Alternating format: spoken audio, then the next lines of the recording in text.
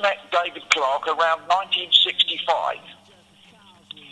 David went to the local secondary modern and I went to the grammar school.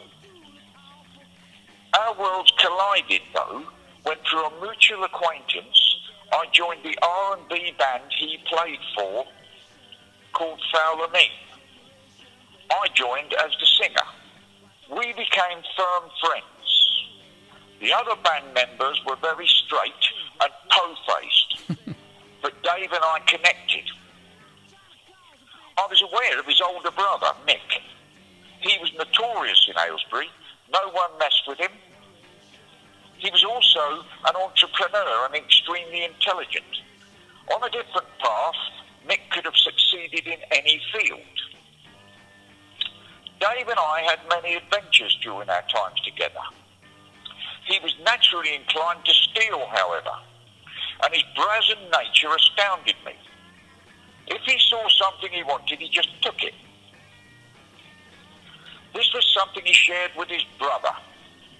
Dave and I drifted apart when he was incarcerated along with his brother in one place and I in another for separate crimes. After 50-odd years, we are in touch again. This book details the life and times of a criminal, his redemption, and his present-day mission. It is also a snapshot of a period in time and a place.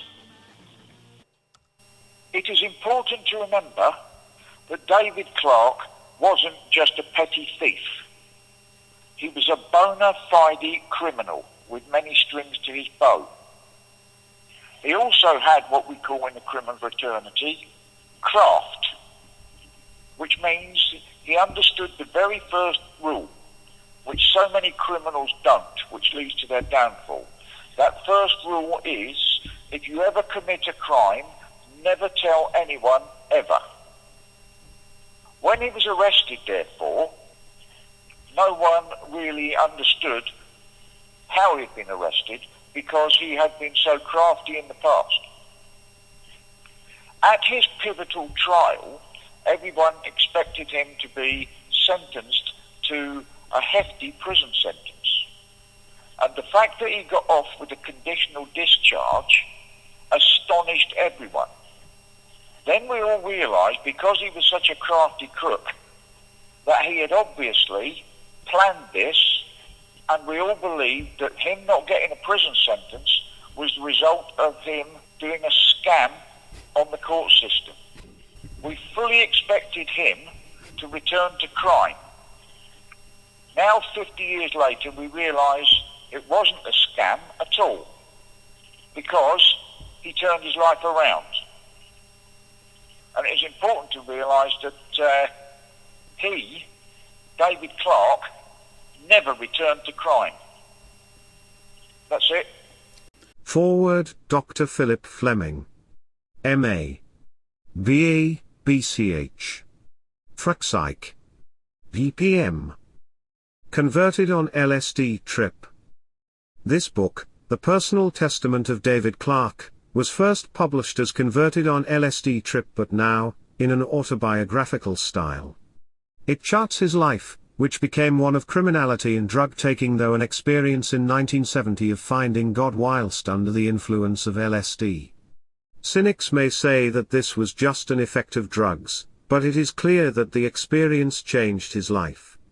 Later, when in court facing charges, he admitted to many other crimes and was fortunate in receiving 3 years conditional discharge and not a prison sentence.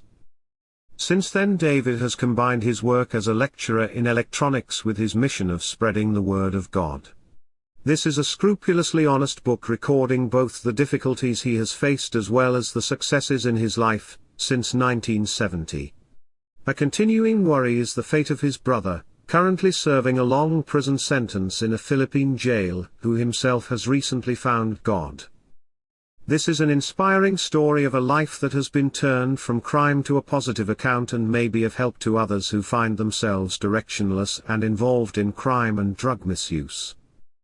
Dr. Philip M. Flemming. M.A.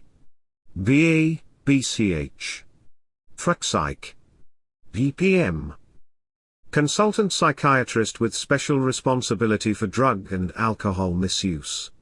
Forward Gregg Haslan. Reverend Gregg Haslan, Senior Minister, Westminster Chapel, London. Gregg Haslan.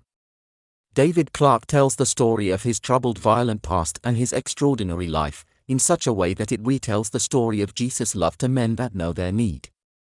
Christ has the power to renew and reclaim anyone's wasted years, no matter what we've done, or how deep our shame. He can relaunch our lives on a brand new future that we could never have planned for ourselves. Forward Samuel NTOYIMONDO. Chaplain HMPS Nottingham. This moving story demonstrates the goodness and mercy of God, and it is a clear proof that no one is beyond God's grace, mercy and love. Whatever wrongdoings we do, God continues to call us back to Him, and He fulfills His plan for us to give us hope for the future.